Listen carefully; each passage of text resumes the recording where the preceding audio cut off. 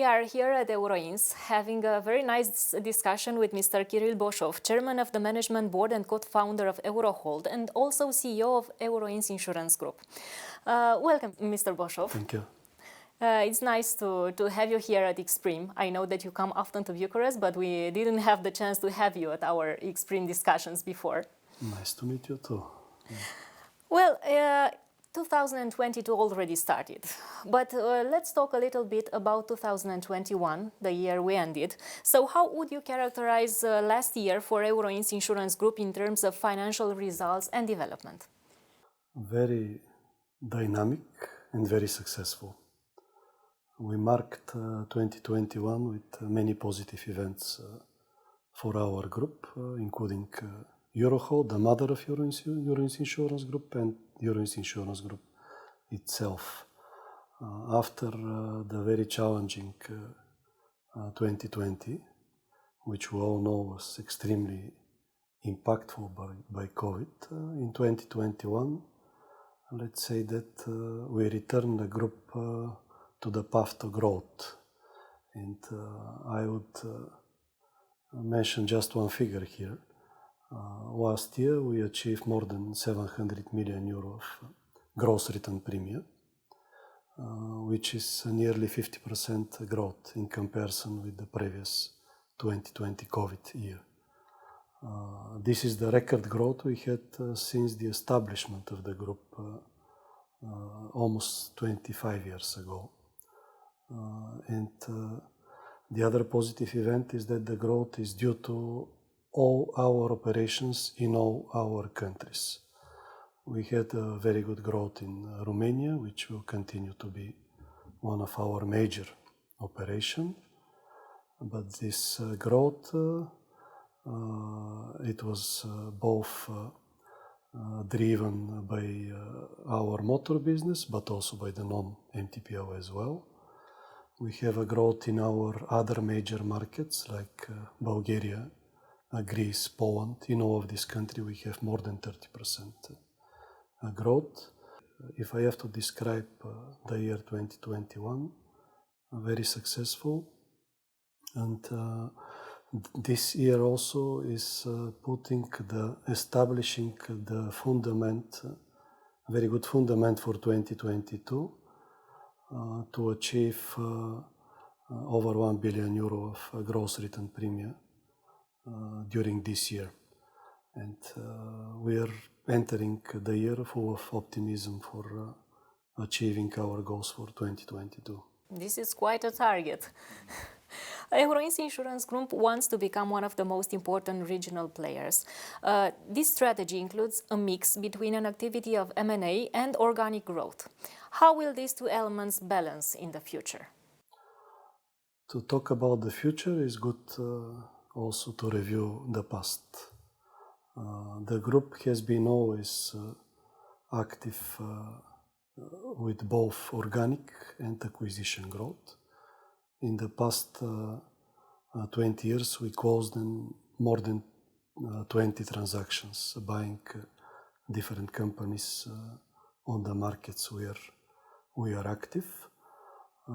We are already one of the largest independent insurance players in the region of Central and Eastern Europe.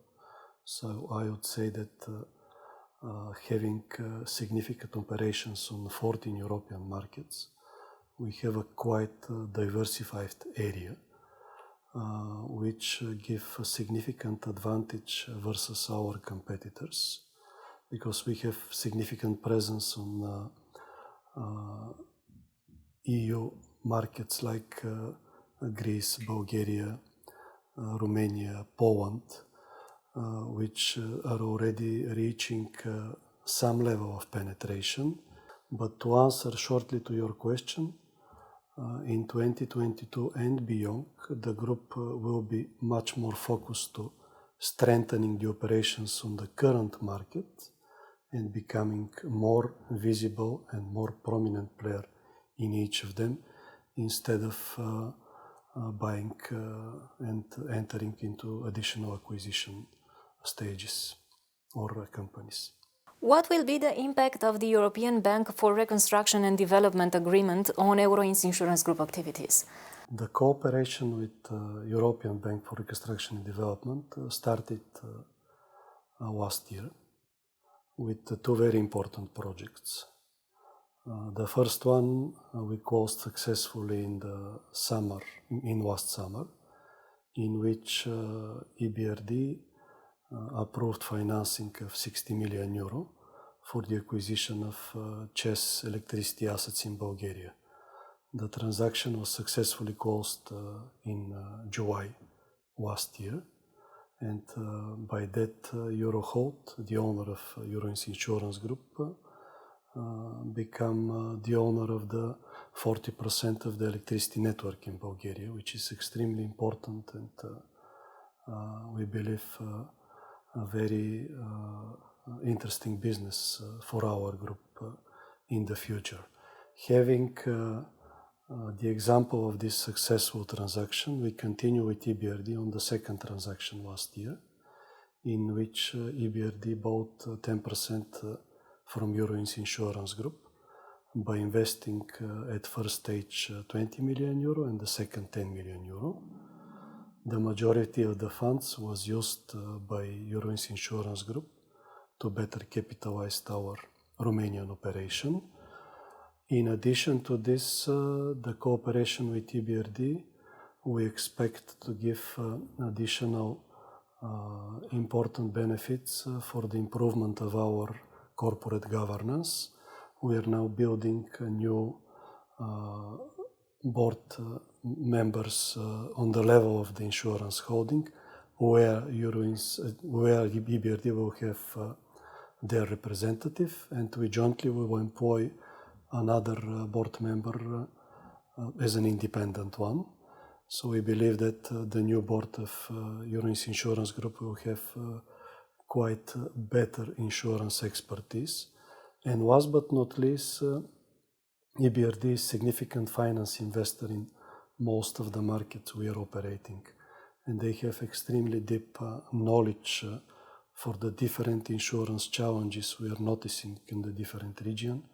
And we believe that this is an excellent fit for our further better cooperation. This is indeed a huge step forward for the group. Coming back to the strategy, does the group strategy include a portfolio diversification in the Central and Eastern Europe markets? One of the aims of the group has always been better portfolio diversification. Maybe some of your readers still associate the brand of EUROINS mainly with the MTPL business due to the high MTPL penetration we have in Romania. But this is the only country in which we have such a high volume of MTPL.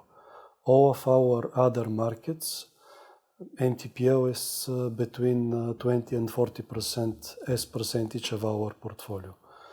In Bulgaria, we are quite diversified player.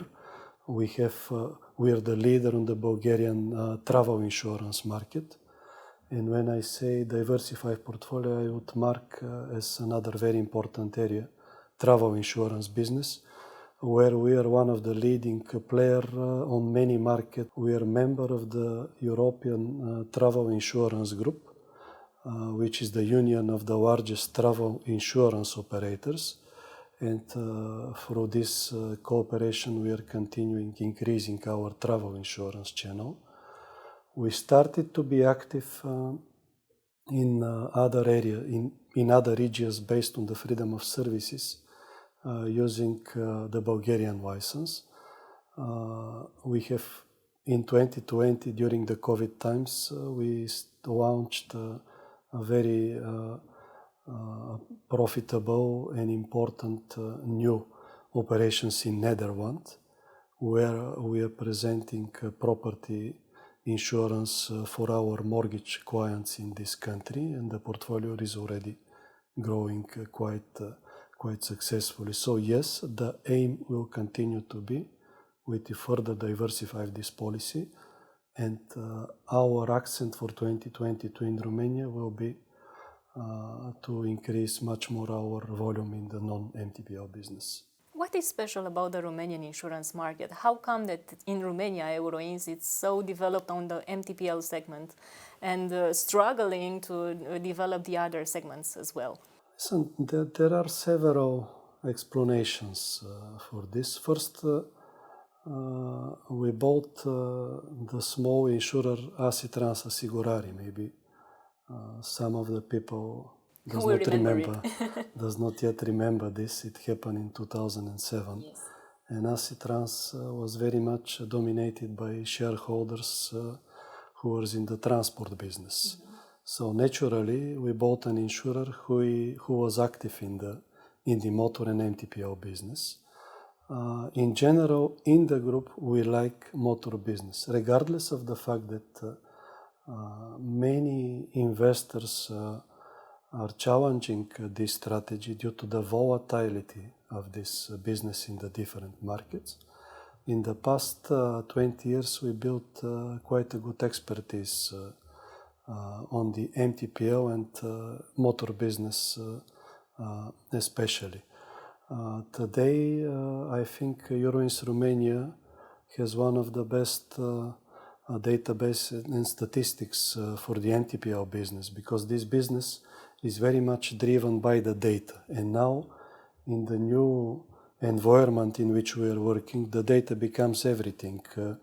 If you have enough information for the driver's behavior, for the regions the car is using, of course, you could be able to adopt better segmentation strategy. And this is what is exactly our aim for Romania. How to build better portfolio and how to present better products to our clients in Romania based on their driver characteristics. So this is the way you're going with the products for EUROINS? On the NTPL sites as well. However, last year was very successful because in the past, let's say 5+ years, we were not active in the casco market.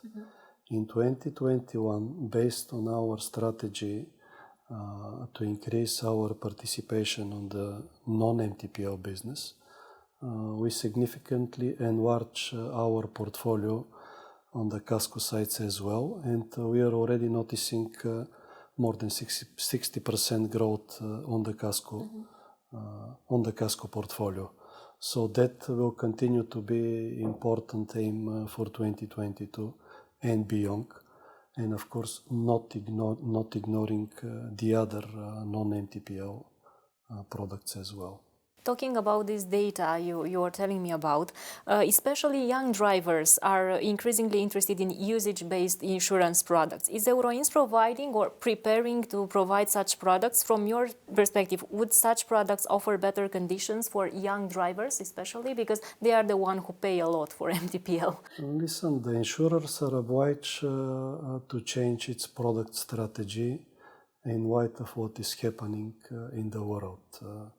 With electric vehicles, with self-electric cars, with the shared economy, what is also the other characteristics is that the young people, they don't want to own car. They want to share a car. They want to use taxis. They want to use something which they don't need to think where to park, especially in the city like Bucharest, where parking is an issue for everyone. So the insurers are obliged to step into the shoes of the young people and to think with their mind. So yes, the products further and further should be designed for the people who does not using the car every day, who are using only to come to work and maybe something, and maybe partially for the weekend. Yes, we are developing such product, but let me just remind that offering, especially on the MTPL side, such product is not possible to be offered because of the regulatory framework. So I would say that we should look at with the lawmakers, regulators, and the insurers in one direction, that the regulation is not a Bible, and we need to think how by changing the regulatory framework to allow more freedom for the insurers to design product for young drivers and young generation in general. So with the right frame, legal frame, you are prepared to launch innovative products. Of course, yeah. Well, the coronavirus pandemic represented the first real test of companies' digitalization efforts. How did EUROINS Insurance Group handle the crisis from the digital point of view? We used the crisis to accelerate our digitalization in the group, including Romania as well. We started two projects in 2020 in the middle of the corona crisis. It was in Romania, but also in the other group companies. In Romania, in the April 2020, we launched an online application for registering the claims of our NTPO clients. And step by step, we digitalized almost 100% of our claims processing NTPO. Today, more than 60% of our claims are registered electronically, and all of our clients are enjoying much faster processing of the claims also due to this accelerated digitalization. We further on would like to continue with more and more digitalization of the claims processing with electronically approval of the claim, with better quality of the photo registration of the claims, and with all the elements of from the registration to the receiving of the payment from the insurer. On the sales side, there is a similar process. We are working on the digitalization of the. We are calling this project 10 by 10 in our group. 10 projects in 10 products in 10 countries to be fully digitalized. We started with travel, which is completely digitalized currently, but further on we are going more and more into all retail products, like for instance property, liability, and other very much important for our retail clients. This is a challenge, isn't it, to digitalize these products? It is a challenge. It is a very competitive process. It requires also significant investment. It requires a significant IT intra-team, although we are using, of course, the services of the very well-developed external partners. But I think no insurer can succeed in near future without investing a significant amount of HR and financial resources into this direction. Okay, we've been talking about 2022 plans for Romania, and not only Romania. We've heard about new products and diversifying the portfolio. What else can you tell us about the plans for this year regarding the group, but also EUROINS Romania, of course? The year of 2022 should be the year of the strengthening of our position of our major markets. And of course, when I'm saying major markets, I'm considering Romania as well. For us, the year of 2022 also should be a very big focus to the profitability. As 2021, it was a little bit challenging for our Romanian operations due to different events happens on the Romanian insurance market. In the year of 2021, we did significant capitalization of our Romanian insurer, also with attracting EBRD as a shareholder. We did significant changes in the management of the company, significant changes in the strategy of the company, because for me, the insurance company is like one very sophisticated mechanism. And you cannot achieve your goals unless you have the right team, the right strategy, the right product portfolio, the right shareholder structure, and the right capitalization.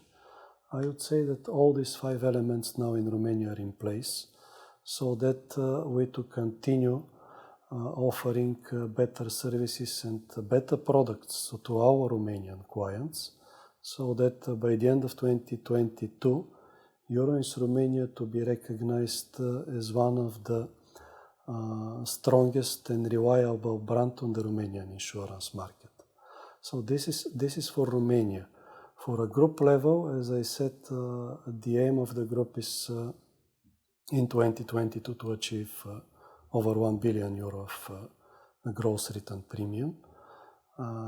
And also this growth to be combined with the improvement of all our technical ratios, like combined ratio, like improvement of the solvency ratio, like better capitalization. We will continue to focus on the further diversifying of our portfolio and offering better products, including on our old markets like Bulgaria, for instance. We will continue to develop further our operations in our freedom of services operations like Greece and Poland, like converting our operations in both countries into full branch operations. Let me say that in Greece, 2 years ago, we converted the freedom of service operations into branch. Today we have more than 70 employees in the country, and we have the full-size insurance operations in that country 6 years after we started as a greenfield project. So this I would like to see further on our market like Poland. And for the new markets, we will continue to have an aim becoming top 10 player. Of course, being the largest player on the NTPL, we have our concerns from several angles. First, there is a position of UNSAR already that such a decision is not at all according to the European Solvency Directive. But let's say this is just one side of the coin. The other is shall really the lawmakers achieve the aim, because the aim is to protect better the customers, and they not to have further increasing of the prices. Because if we look at the history, the near history in Romania, that measures in 5 years ago did not help for this. So obviously when I say we, I'm saying all stakeholders, like it is fashionable to say, which means lawmakers, regulators, insurers, brokers, workshops. We all need to think what is missing currently of the Romanian market in order every several years to create some turbulence both for the players and for the consumers. Let me say that I am not an optimist that this measure will be for the benefit neither for the consumers nor for the insurers. It's just a postponement of the... It's just a postponement. Let me just, because our group is also significant investor in the energy business.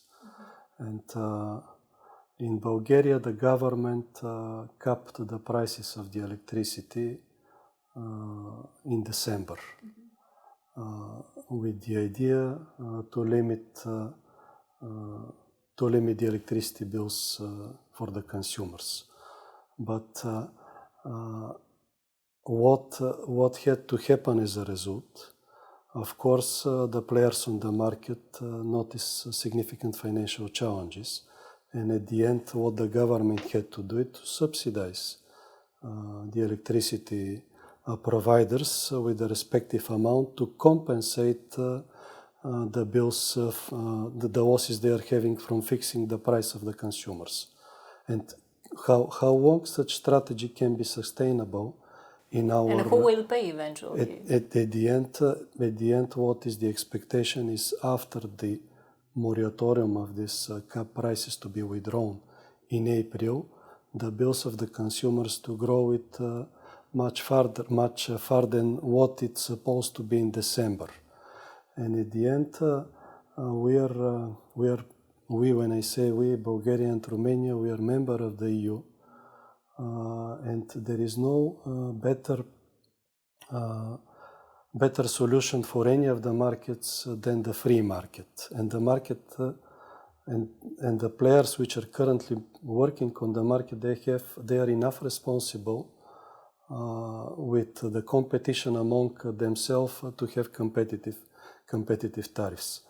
If we look at the other examples, I would much more believe that the deeper segmentation of the clients will allow the beta drivers having much cheaper prices, instead of we are trying to fixing the prices to the level equal for everyone. Because what is the signal we gave, let's say, to the drivers which does not have this behavior, regardless of the bonus-malus scheme? If they know that regardless how they drive, their price of the NTPL is, let's say, 600 lei, they don't feel them responsible to drive more carefully. But if they know that next year their price will become twice or three times more, perhaps they will start thinking how to be more careful, and of course by itself will lead to better frequency ratio, to less death cases, and we, the insurers, will be the first which will account this new data into the price of the consumers, instead of fixing the price for everyone like it was 30 years ago. Yeah, unfortunately it is a measure that reminds us of how it was 30 years ago. Yeah, but today is 2022. We cannot afford it. Let's hope we will pass through this without anything huge happening to the market. Let's hope so. Thank you very much for this discussion. Thank you very much for telling us a few things about EUROINS' plan for this year. You will need a lot of energy and strength to push forward everything. Thank you for being here, and hoping to have you again at Extreme TV soon. Thank you, with pleasure.